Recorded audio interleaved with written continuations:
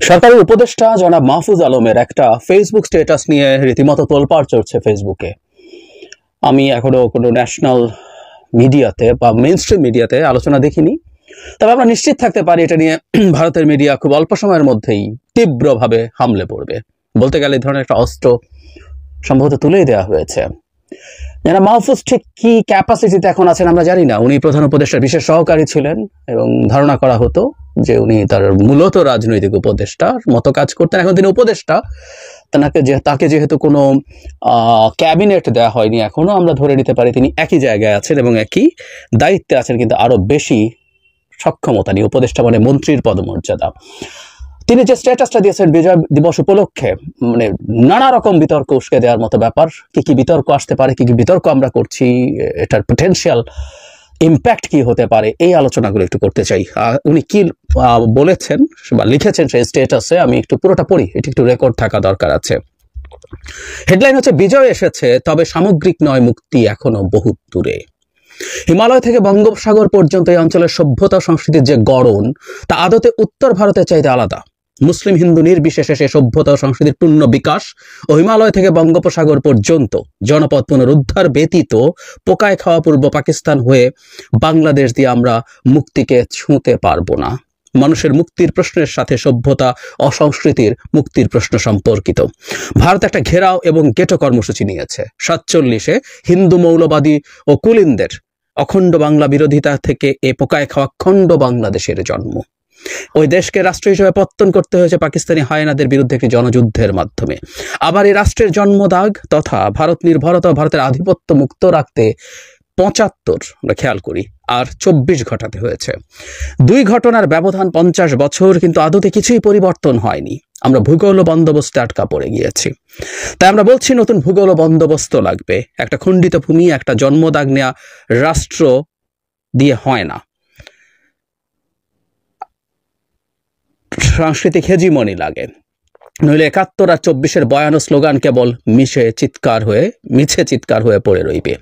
71-এর পরে 75 আর 24 দিবার সুযোগ আসার পর আমরা 72-এর মুজিববাদী বন্দোবস্তকে পুরোপুরি নস্যাৎ করতে পারি না। আমরা চেষ্টা করতেই পারি, বারবার প্রাণ দিতে পারি, কিন্তু এই খণ্ডিত ঘেরাওকৃত গেটো বাংলা নিয়ে আমরা সত্যিকার বিজয়, স্বাধীনতা কিংবা মুক্তি অর্জন করতে পারবো না। মনে রাখতে হবে, দক্ষিণ এশিয়ায় আশরাফ মুসলিমদের ভূমি পাকিস্তান, ব্রাহ্মণ্যবাদী হিন্দুদের ভূমি ভারত, আর হিন্দু মুসলিম দলিত নির্বিশেষে নিপীড়িত মজলুম মানুষের ভূমি বাংলাদেশ। তাই বাংলাদেশকে এ খাঁচা ছেড়ে বেরোতেই হবে। দক্ষিণ এশিয়া নয়, পুরো গ্লোবাল সাউথ বাংলাদেশের নেতৃত্ব অনুসরণ করবে। বাংলাদেশের প্রাণ আজ 24-এ শহীদদের কোরবানির ভেতর দিয়ে মুক্তি খুঁজছে। 24 কেবল শুরু, শেষ বিন্দু নয়। অভ্যুত্থানের নেতৃত্ব জানেন তাদের লড়াই অসমাপ্ত। এই লড়াই শেষ করতে তারা এখনো জীবন দিতে প্রস্তুত, যাবেও হয়তো তাদের জীবন। তবু আমাদের শাহাদাতের উপরে দাঁড়িয়ে চূড়ান্ত বিজয় ও মুক্তি ত্বরান্বিত হোক। বিশেষ দ্রষ্টব্য এই ছবিটা ভাসানী আবুল হাশিম, যোগেন মন্ডল, সোহরাওয়ার্দী সহ সব জাতীয় নেতাই পাকিস্তান আন্দোলনে বিতরণ করেছেন। তাজউদ্দিন ও শেখ মুজিবুর রহমানও তাদের অন্তর্ভুক্ত ছিলেন। বাংলাদেশ শুরুর বিন্দু, অন্তবিন্দু নয়। 47 হয়ে 71 থেকে 24-এ শেষ নয়, ইতিহাস এখনো অপেক্ষমান। দেখতেই পাচ্ছেন এখানে একটা ম্যাপ দেওয়া হয়েছে, যেখানে ভারতের 7 সিস্টার্স রাজ্যগুলো এবং অনিবার্যভাবে পশ্চিমবঙ্গের একটা বড় অংশ ইনক্লুডেড।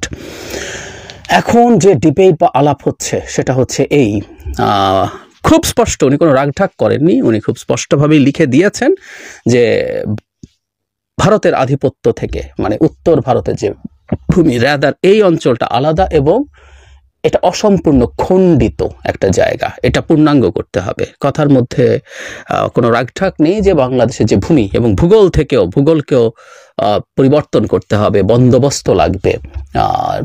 যারা শুনেছেন তারা খুব ক্লিয়ারলি বুঝতে পারছেন তিনি বাংলাদেশের যে অবস্থা আছে সেটা না বৃহত্তর বাংলা বলে এক ধরনের আলোচনা একটা দীর্ঘ সময় ধরে ছিল। উনি রেফারেন্সও দিয়েছেন, উনি এই মানচিত্রটা ব্যবহার করেছেন অন্যদের কথা বলে, হুইচ ইজ রাইট, কিন্তু তিনি সেটা ব্যবহার করেছেন তার যে কনটেক্সট বক্তব্যের, সেই কনটেক্সটের সাথে এটা খুব বেশি যায় এবং ভারতের বেশ কিছু ভূমি বাংলাদেশ নতুন একটা ভূগোল তৈরি করবে সেরকম একটা কথা আছে।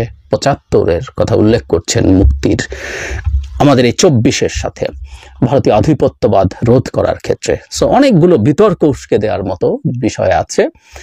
সবচেয়ে জরুরি কথাটা হচ্ছে এই যে আমরা কোনো স্বাধীন সার্বভৌম রাষ্ট্রের ভূমিকে আমাদের অংশ হিসেবে দেখাতে পারি কিনা এবং আমরা প্রকাশ্যে ঘোষণা দিতে পারি কিনা যে আমরা এটা করতে যাচ্ছি। এটা নিয়ে সবচেয়ে বেশি ডিবেট হচ্ছে। আমরা সম্ভবত এটা জানি যে আমরা কোনো দেশের সার্বভৌমত্বকে অস্বীকার করা যুদ্ধ পরিস্থিতি তৈরির মতো একটা বিষয়, এটা মোটামুটি স্বীকৃত ব্যাপার। সো আমরা আমাদের একটা মানচিত্র দেখাচ্ছি যেটা ভারতের বিশাল একটা অংশ ভিন্নভাবে দেখানো হয়েছে। এখানে একটা কথা জরুরি যে পরাশক্তিগুলোর মধ্যে এই ধরনের চর্চা আছে, যেমন চায়না তার ম্যাপে অরুণাচল প্রদেশকে তার অংশ হিসেবে বহুবার দেখিয়েছে। এটা ভারত তীব্র প্রতিক্রিয়া দেখিয়েছে, কিন্তু এটা রাষ্ট্রীয়ভাবে হয়েছে। বাংলাদেশ রাষ্ট্রীয়ভাবে করেছে আমরা এটা বলবো না। একজন উপদেষ্টা যিনি সরকারের অংশ তো বটেই এবং ধারণা করা হয় তিনি অত্যন্ত প্রভাবশালী একজন মানুষ, তিনি এটা দিয়েছেন, দিয়ে সরিয়ে ফেলেছেন। সুতরাং তিনি যে এটাকে ওনও করেছেন দীর্ঘ সময়, উনি ওন করছেন না তা বলছি না, উনি এটা ধারণা করছেন বা বুঝতে পারছেন বা উনি চাপের মুখে পড়েছেন যে এটা দেওয়া ঠিক হয়নি, কারণ এটার মধ্যে প্রচুর সমালোচনা তৈরি হচ্ছে। উনি সরিয়েও ফেলেছেন, কিন্তু তারপরও সরকারের একজনের পক্ষ থেকে এরকম দেয়া কতগুলো বাজে বিতর্ক তৈরি করবে।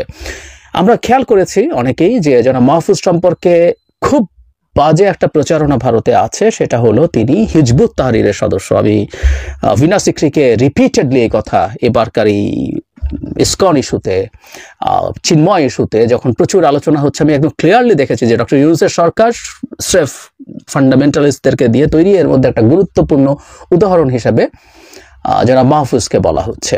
তো এখন সেই মাহফুজ এবার ভারতের স্টেটের ইন্টিগ্রিটি নিয়ে প্রশ্ন তুলেছেন উনি, একদম রাগঢাক করা ছাড়াই তুলেছেন। এখন কথাটা হচ্ছে এই আলাপগুলো কি আমাদের সমাজে একেবারে নেই? উত্তর হচ্ছে আছে। এই আলাপগুলো আড্ডায় অনেকেই করেন, অনেকেই বলেন, অনেক রকম আলোচনা আসে, অনেক কিছুই আসে। আমাদের সেই 47 দেশ বিভাগের নানা ডিসপিউট আসে, সেটার ভিত্তিতে দেশ কেমন হওয়া উচিত সেটা আসে, নানান আলোচনা এগুলো করে মানুষজন। এটা সারা পৃথিবীতে, ভারতও হয়তো তার যে অখণ্ড ভারতের খোয়াব দেখে, যতটুকু রাষ্ট্রীয়ভাবে দেখা যায়, ব্যক্তিগত পর্যায়ে তারা অনেক বেশি করে। এমনকি যখন অখণ্ড ভারত নিয়ে তীব্র সমালোচনা তৈরি হয়েছিল তখন কিন্তু তারা ক্ল্যারিফাই করেছিল এটা বলে যে এটা সম্রাট অশোকের সময়ের ভারতের মানচিত্র, মানে তারা সেটাও রাষ্ট্রীয়ভাবে কিন্তু ওন করেনি, সেটা তারা টাঙিয়েছে, ঐতিহ্য হিসাবে টাঙিয়েছে বলে তারা এটাকে পোর্ট্রে করার চেষ্টা করা হয়েছে। যদিও আমরা জানি যে তাদের যে সাংস্কৃতিক আদর্শিক সংগঠন আরএসএস প্রকাশ্যে অখণ্ড ভারতের কথা বলে, কিন্তু ওই যে বললাম সরকারও কিন্তু এটাকে ওন করে না। ফলে এই জিনিসটা আমাদের একটু খেয়াল রাখা দরকার যে কেউ কেউ বলছেন আবার যে ওর অখণ্ড ভারতের পাল্টা এই ধরনের একটা আলাপও ঠিক আছে। আমরা ভারতের এই ধরনের আচরণের, অখণ্ড ভারতের প্রতিবাদ করবো। আমি নিজে বেশ কয়েকটা ভিডিও বানিয়েছি এবং যেখানেই প্রসঙ্গ আসে আমি অখণ্ড ভারতের বিরুদ্ধে কথা বলি, সেই প্রতিবাদ আমাদের করে যেতে হবে। কিন্তু আমরা আসলে রিয়াকশনগুলো কিভাবে করব এবং কোন পর্যায় থেকে করব? আমাদের নিশ্চয়ই মনে আছে যে এই সরকার ক্ষমতায় আসার পর থেকে আমাদের ভারতের বিরুদ্ধে আমাদের আবেগ বাঁধ ভাঙা হয়েছে, কারণ আমরা ভারতের বিরুদ্ধে বিজয় অর্জন করেছি, এটা একেবারেই সত্য কথা। আমরা 24-এ কেন আবার স্বাধীনতার মতো মনে হয়েছে, কারণ আমরা আসলে উপনিবেশে পরিণত হয়েছিলাম ভারতের। স্পষ্টভাবেই আমরা ভারতের উপনিবেশ ছিলাম।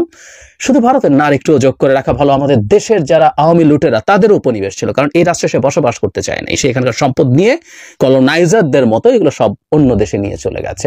সো এই উপনিবেশ থেকে আমাদের মুক্তি হয়েছে বলে আমরা বাঁধ ভাঙা উল্লাস করেছি, ভারতের বিরুদ্ধে নানা রকম রেটরিক ব্যবহার করেছি এবং আমরা কেউ কেউ ভারতকে হুমকি দিয়েছি যে তার যে শিলিগুড়ি করিডোর, তার যে স্ট্র্যাটেজিক চোক পয়েন্ট আছে, 7 সিস্টার্স, উত্তর পূর্বের রাজ্যগুলোর সাথে মেইন ভারতের যোগাযোগ, সেটার উপরে ভিত্তি করে যখনই হয়েছে আমরা সেটাকে ধরে হুমকি দিয়েছি, আমরা কিন্তু ওটাকে ঝামেলা করে ফেলবো, ওটা করে তোমার 7 সিস্টার্স আলাদা করে দেবো, এরকম নানান আলাপ আলোচনা আমরা স্টুডেন্টরা রেটরিক্যালি করেছে, স্লোগান দিয়েছে, বন্যায় যদি মানুষ মরে চিকেন নেক, মানে 7 সিস্টার্স থাকবে না রে, চিকেন নেক চেপে ধরবো, এইসব কথাবার্তা বলা হয়েছে। আমি তখনও এগুলো নিয়ে বলেছি যেগুলো রেটরিক্যালিও না বলা ভালো, উচিত না এগুলো বলা, কারণ আমরা কখনোই ভারতের ইনসিকিউরিটি তৈরি করব কোনোভাবেই বাংলাদেশের দিক থেকে হবে ওই তার মানে তার ভূ রাজনৈতিক যে ইন্টিগ্রিটি আছে, একটা স্টেটের যে ইন্টিগ্রিটি আছে সেটাই ন্যূনতম ঝুঁকি হবে, এরকম কোনো আলাপও করা উচিত না।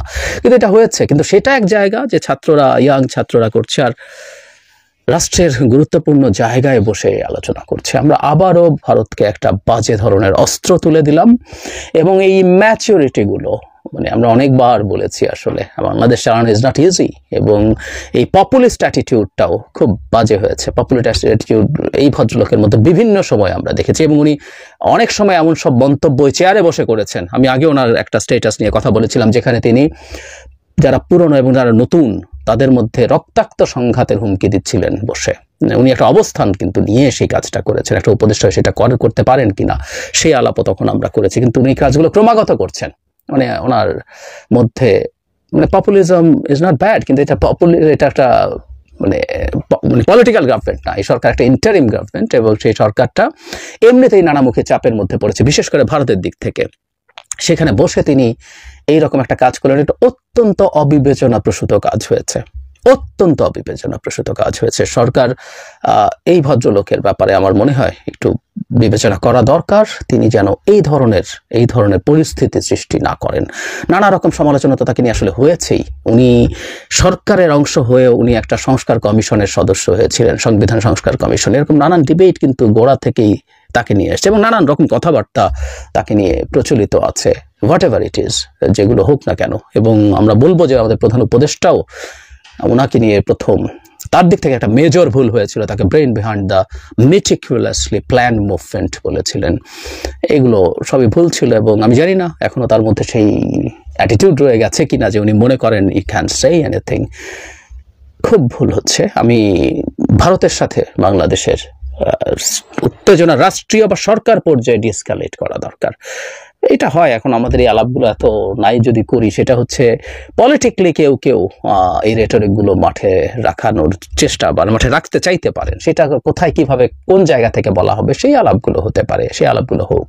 আমি এটাও ব্যক্তিগতভাবে মনে করি ভারতের সাথে আমরা শক্তভাবে দাঁড়াবো, এবং ভারতের আমাদেরকে যাতে তারা কগনিজেন্সে নেয় সেই ব্যবস্থা করতে হবে, কিন্তু সেটা তার ভূপ্রাকৃতিক যে ইন্টিগ্রিটি আছে সেটাকে নষ্ট করব আমরা, সেটা নষ্ট করার ঝুঁকি তৈরি করব, এরকম কোনো ন্যারেটিভ আমি ব্যক্তিগতভাবে মনে করি অত্যন্ত ভুল হবে। এটা ডিজাস্টারাস হবে, এটা ভারতকে আরো অস্ত্র তুলে দেবে। শেখ হাসিনার অবর্তমানে বাংলাদেশ জঙ্গিদের আশ্রয়ে পরিণত হয়েছে, জঙ্গিরা ক্ষমতায় আছে, এবং তারা ভারতের রাজনৈতিক ইন্টিগ্রিটি, যেটা একটা রাষ্ট্র হিসাবে ভারতের যে ইন্টিগ্রিটি, সেটাকে ভেঙে ফেলতে চাইছে, ভারতের ভূমি নিয়ে নতুন দেশ গড়তে চাইছে, সে জিওগ্রাফি ভূগোল পাল্টে দিতে চাইছে। এসব অভিযোগ তৈরি করার দুর্দান্ত গ্রাউন্ড তৈরি করে দেওয়া হলো। সেই জন্য আমরা প্রায় বলি যে আমরা ভারতের বিরুদ্ধেও, মানে এখন সমস্যা হচ্ছে খুব র্যাডিক্যালাইজেশনের যুগ হয়েছে, যারা খুব র্যাডিক্যাল কথা বলছেন, ভারতকে শেষ করে ফেলবো, ওই করে ফেলবো, তিনি দেশপ্রেমিক এবং সত্যিকার অর্থে ভারত আমরা রাষ্ট্র হিসেবে আমরা বারবার বলছি সরকারের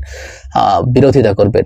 যারা একটু প্র্যাগম্যাটিক, একটু প্র্যাকটিক্যাল চিন্তা করেন যে ভারতের সাথে আমার তীব্র সংঘাত এবং স্বার্থের সংঘাত আছে, সেটা সমাধানও হতে হবে, কিন্তু ভারতের সাথে আমাদের এক্সপেকটেশন হচ্ছে কোনো যুদ্ধংদেহী পরিস্থিতি না, যুদ্ধের পরিস্থিতি না, একটা ওয়ার্কিং রিলেশনশিপ নিদেন পক্ষে যাতে প্রতিষ্ঠিত হয়, সেটার পক্ষেও যারা করবেন তারাও সফট ভারতীয় দালাল বা ডিফারেন্ট লেয়ারের ভারতীয় দালাল, এসব ট্যাগিং হচ্ছে।